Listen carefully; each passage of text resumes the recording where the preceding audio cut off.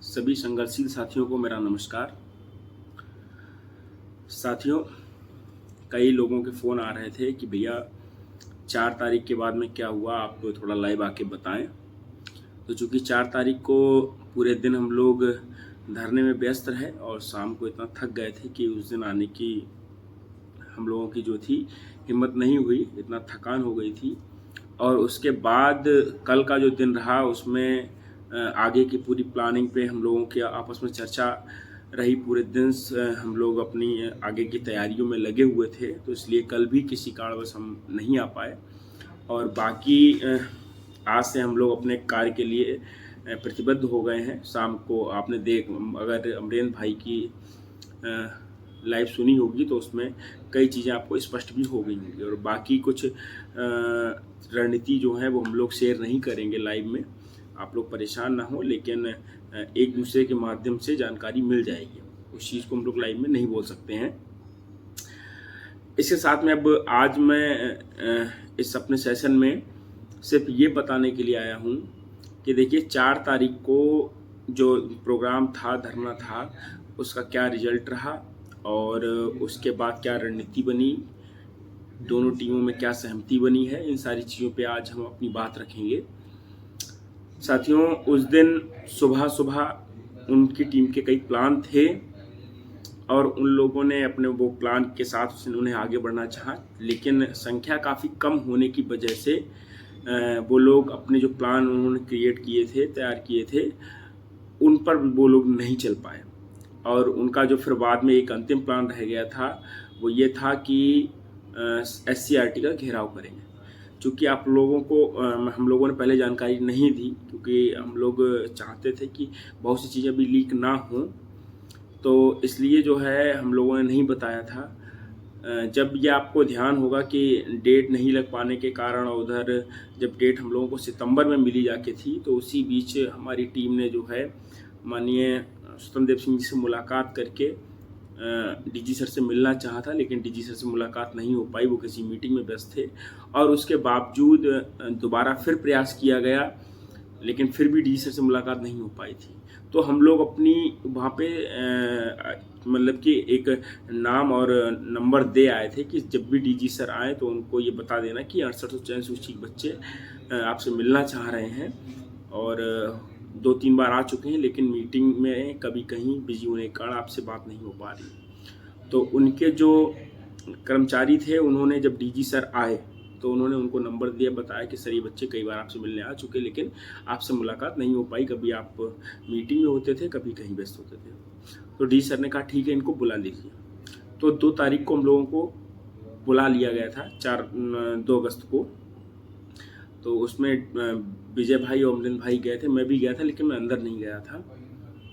और उसमें जो है DG सर ने पूरी बात पूछी कि क्या क्या मामला है, कैसा कहाँ तक पहुँचा है। तो हम लोगों का सर उन्होंने फ़ोन भी किया था आपको, बोले हाँ हाँ मेरी बात हुई थी माननीय स्वतंत्र जी सिंह जी से, और बोले वो आप लोगों ने एप्लीकेशन डाली थी, उसका क्या रहा। तो हम लोग सर उसमें तो उन्होंने 3 माह बाद की डेट लगाई है। हम लोगों ने बताया कि उन्हें 12 अगस्त को डेट लगी थी और उसके बाद सुनवाई नहीं हो पाई। अब कोर्ट ने ये डेट 3 माह बाद 12 अक्टूबर लगा दी है। तो बोले अरे ये कैसे हो गया। तो हमने कहा सर हम लोग खुद ही बहुत परेशान हैं, बच्चे काफ़ी परेशान हैं। आप जो है एक बार एडवोकेट से बात करके इस पर जो भी एप्लीकेशन पड़ सकती है एजेंसी वगैरह, और करके जल्दी सुनवाई कर लीजिए, हम लोग बहुत परेशान हैं सर। तो उन्होंने कहा कि ठीक है, मैं इसको करवाता हूँ। तुरंत ही उन्होंने फ़ोन भी किया और कहा इसमें जो है एडवोकेट से बात करके इसमें एप्लीकेशन डलवाइए जल्दी सुनवाई के लिए। और उसके बाद जो है अमरेंद्र भाई बोले कि सर जो है बच्चे बहुत परेशान हैं, बच्चे मानते नहीं हैं कि अरे आप खाली ऐसे जाते हैं, घूम के चले आते हैं, वो भी किसी सर से मुलाकात नहीं होती, किसी को आश्वासन नहीं दिया। तो इस सर ने कहा फिर कैसे जो है वो आपकी बात पे विश्वास करेंगे बच्चे। तो हम लोगों का सर ऐसा है कि अगर फ़ोटो हो जाता तो उनका ठीक है, यही उन्होंने फ़ोटो खिंचवाया। जो अभ्यर्थी जानते हैं उनको, वो ऐसे अधिकारी हैं फ़ोटो ज़्यादा खिंचवाते नहीं हैं, और ना उनसे किसी की हिम्मत है कि कह सके कि फ़ोटो खिंचवा लीजिए। लेकिन फिर भी उन्होंने हम लोगों और आप लोगों की तसल्ली के लिए फ़ोटो जो है साथ में लीक ज्ञापन लेते हुए, जो हम लोग डेट का जल्दी लगवाने के लिए हम लोगों ने ज्ञापन तैयार किया था, उसको लेते हुए। और उसके बाद 4 अगस्त का जो धरना हुआ, तो 4 अगस्त के धरने में भी लोग डीजी सर से मिलने के लिए, डी सर ने कहा आपके लोग पहले भी आ चुके थे और मैंने कह दिया था, लेकिन फिर भी मैं कह देता हूँ, ये मेरा वादा है कि जल्द ही आपके बीच में सुनवाई लग जाएगी। तो हम लोगों ने कहा ठीक है सर। तो सिर्फ इतना ही रहा। फिर उस दिन दोपहर में सारे लोगों को भर के इको गार्डन ले आए थे और इको गार्डन में सबको बैठाल दिया था 4 तारीख को। उसके बाद जो है वहाँ आपस में जो है काफ़ी बातचीत होती रही, सब आरोप प्रत्यारोप एक दूसरे पे लगते रहे, लेकिन उसके बाद ये तय किया गया, सारे लोगों ने अपने दिल को बड़ा किया, दोनों टीमों के जो लीडर्स थे, और उन्होंने कहा चलिए एक प्लेटफॉर्म पे लड़ाई लड़ते हैं, ठीक है। और उस प्लेटफॉर्म में दोनों लोगों की सहमति बनी। सारे अभ्यर्थियों ने भी कहा कि हम लोग भी परेशान हैं, आप लोग अलग अलग मत लड़ाई लड़िए, एक साथ लड़ाई लड़िए। तो दोनों टीमों के, चाहे वो राहुल भाई हों, मनोज भाई हों और उनकी टीम के जो भी मेंबर रहे हों, उनकी तरफ से और हमारी तरफ से विजय भाई, अमरेंद्र भाई, अन्य सभी लोगों ने अपना दिल बड़ा करते हुए एक साथ लड़ने के लिए तैयार हुए। और फिर उनमें सहमति बनी कि इस तरीके से आगे लड़ाई लड़ेंगे। फिर दोनों लोगों ने बैठ के दो अलग अलग चर्चाएं की कि कैसे क्या क्या कर सकते हैं, कैसे कैसे संभव है, क्या चर्चा हुई। और इसके साथ में कई चीज़ें ऐसी भी निकल के आई कि कुछ बातें ना हमारी टीम की तरफ से कभी कही गई थी, ना उनकी टीम की तरफ से कभी कही गई थी, लेकिन उसके बावजूद भी ये रूमर फैला दिए गए थे कि वो ये कह रहे हैं, वो ये कह रहे हैं। तो ये भी स्पष्ट हो गया कि जब बातचीत नहीं होती है तो अफवाहों से भी संबंध खराब होते हैं।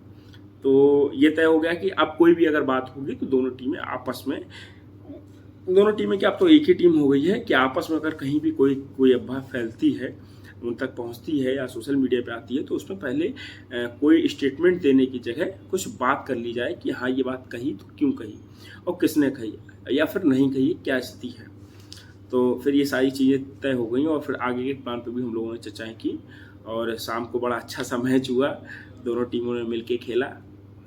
फिर उसके बाद जो है सारे लोग जो है अपने अपने कामों में लग गए। कल भी हम लोग लगे रहे कि किस किस तरीके से हम लोगों को कहाँ कहाँ कैसे कैसे काम करना है, ठीक है। हम लोगों ने पूरे प्लान क्रिएट कर लिए हैं और कोर्ट की हो या फिर कोर्ट के बाहर की हो, हर लड़ाई को हम लोग लड़ने के लिए पूरी ताकत से अब तैयार हैं। सभी लोगों का सहयोग है और आपसे भी निवेदन है कि जो लोग ये वीडियो देखें तो उनको शेयर कर दें सभी लोगों तक।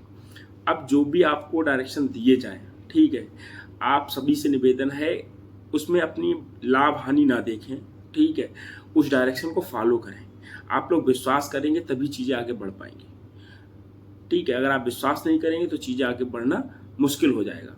इसलिए जो भी लोग हैं उनसे अब जो भी डायरेक्शन मिले उन सब पे फॉलो करें और पूरी ताकत के साथ अगले 1-2 महीने हम लोग जम के जो भी हो सकता है पूरी लड़ाई लड़ेंगे।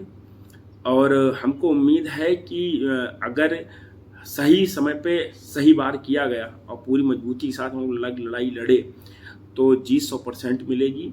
बाकी कुछ चीज़ों पे चीज़ें चल रही हैं लेकिन वो भी सोशल मीडिया पे नहीं बताई जाएंगी।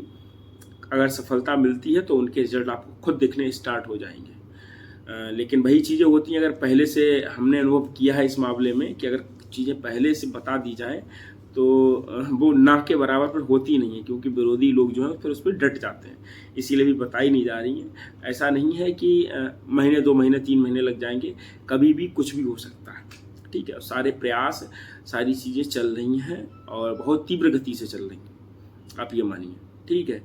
और जल्दी अगले 1-1.5 हफ्ते में आपको इसके रिजल्ट्स भी दिखने लगेंगे। लेकिन अब जो हम लोगों के ने प्लान बनाए हैं, अमरेंद्र भाई ने लगातार आज भी फ़ोन करते रहे कई लोगों को और बताते रहे कि जो हम लोगों का प्लान है कि जो इनके संगठक, इनके गठबंधन के दल हैं, भारतीय जनता पार्टी के गठबंधन के दल हैं, उन पे और हमारे जो ओबीसी के नेता हैं उन पे हम दबाव बनाने का कार्य करेंगे, जिससे वो खुद हमारे मैटर को लेके जाएं वहाँ पे। क्योंकि इनके प्यादों पे अगर हम लोग वार करेंगे तो ये लोग जल्द ही उसको वो भी भागेंगे, दौड़ेंगे और वो भी उनको सुनेंगे।